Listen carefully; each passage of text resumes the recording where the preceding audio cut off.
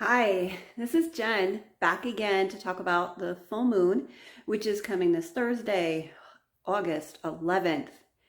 So the sun is in Leo, right? And the moon is now in Aquarius.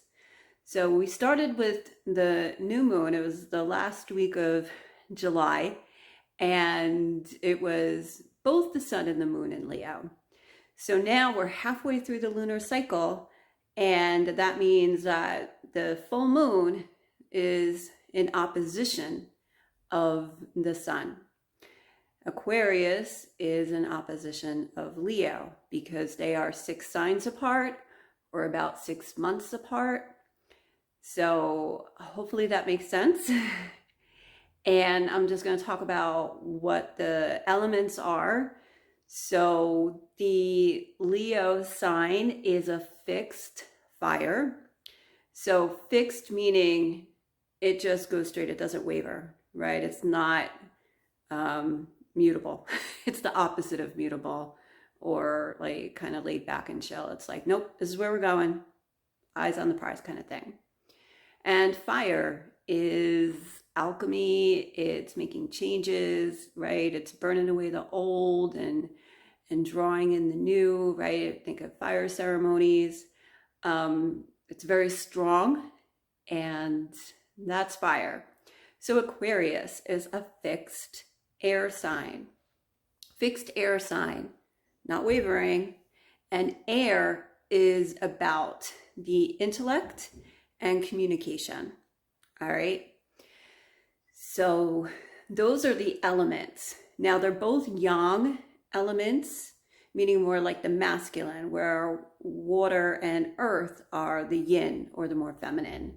So this is very strong energy. And if you actually even think about the element of fire and air, they kind of feed, like air definitely feeds fire. If you ever starting a fire, you need oxygen, you know, if it's in a fireplace, blowing on it, just getting something going. So they feed each other, and it's really strong energy. So there are also different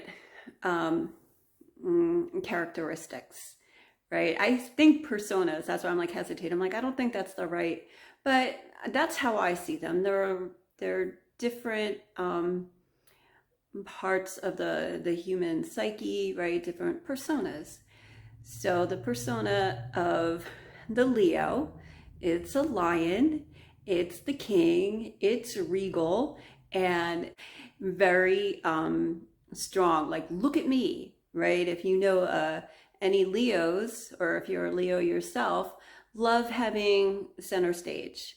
That's what Leo is. Leos love to entertain, and they're very loving and affectionate and generous.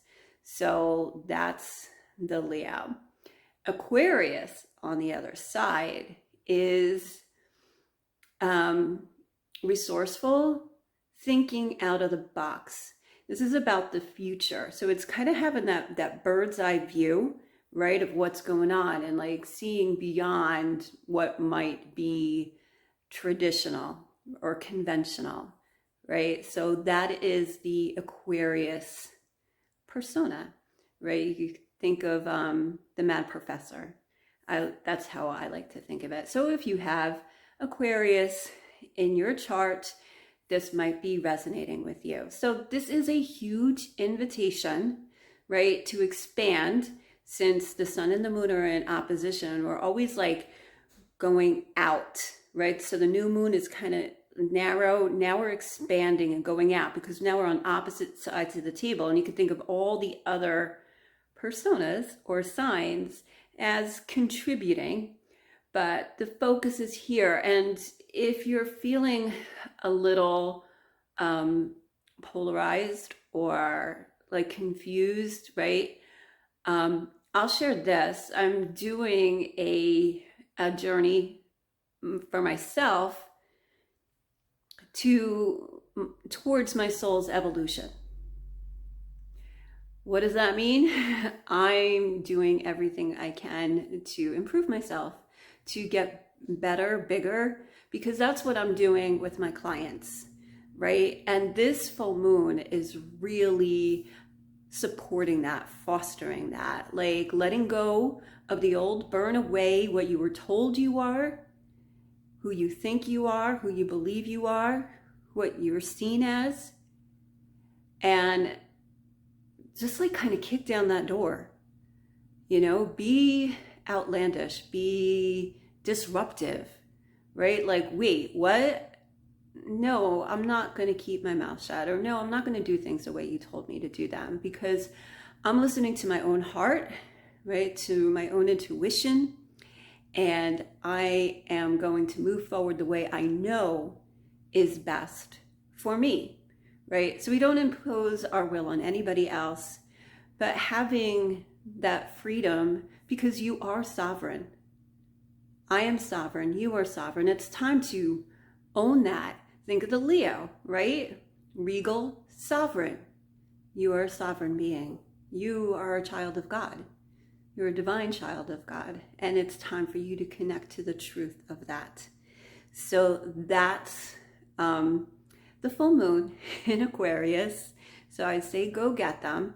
Now, we've been in a lot of strong energy. So this happens every year, right? About the last week of July throughout the first 2 weeks, give or take, of August.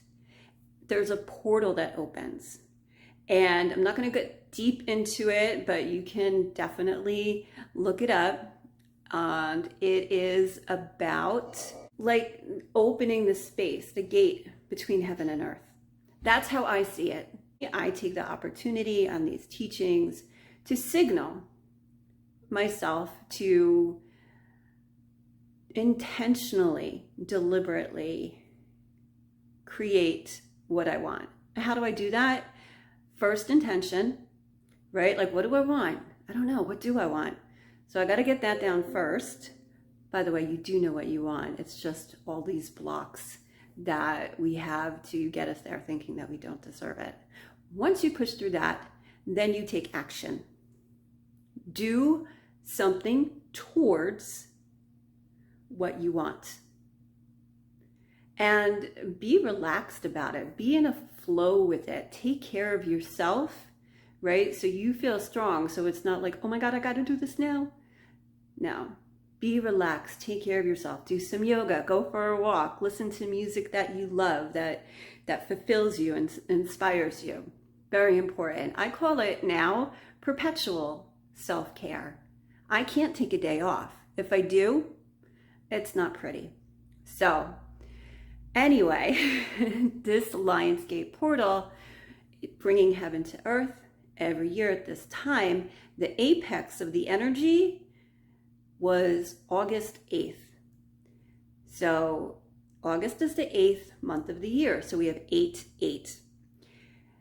8 turned on its side means infinity. I thought it was just a metaphysical symbol. It's not. It's mathematical. So if you go into like these higher math courses, there it is. The first time I saw it, I'm like, wait, I thought that was just my thing. No, that's what I love about math and science. It kind of confirms the metaphysical practices that we have, the symbols and all of that. There's definitely validity to it, right? So with that, thank you so much for listening, and use this. The Lionsgate portals open through August 12th, the day after the full moon. So I implore you to do what you need to do, any ritual, any intention setting, even like writing it down. Is there anything that you need to release and let go of that's holding you back, that's saying, you can't do that. You're not good enough for that.